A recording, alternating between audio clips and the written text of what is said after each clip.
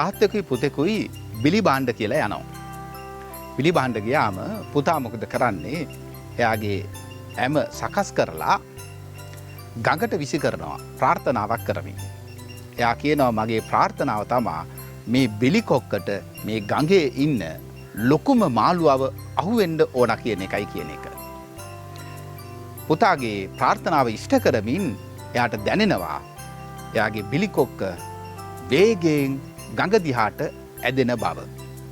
ඒක මෙයා දකිනවා විශාල මාළුවෙක් ගඟින් ඉහළට උඩට පැනලා ආපහු වතුරට පනිනවා. පැනලා බිලි කොක්ක ඇදගෙන යනවා.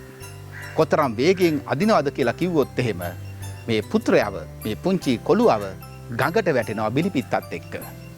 මේක දිහා බලාගෙන ඉන්න යාගේ තාත්තා මොකද කරන්නේ? ඉක්මනින් ගඟට පැනලා පුතාව බේර ගන්නවා. බේරගත්තට පස්සේ තාත්තා පුතාට මෙහෙම කියනවා. පුතේ, අපි කරන හැම ප්‍රාර්ථනාවක්ම ඒ විදිහට ඉෂ්ට වීම ඊතරම්ම හොඳ දෙයක් නොවේ කියලා ඔයාට තේරෙනවද කියලා. සමහර දේවල් ඉෂ්ට නොවෙන්නේ අපේම යහපතට. ඒ නිසා හැම ප්‍රාර්ථනාවක්ම ඉෂ්ට නොවීම ගැන කලබල විය යුතු නැහැ.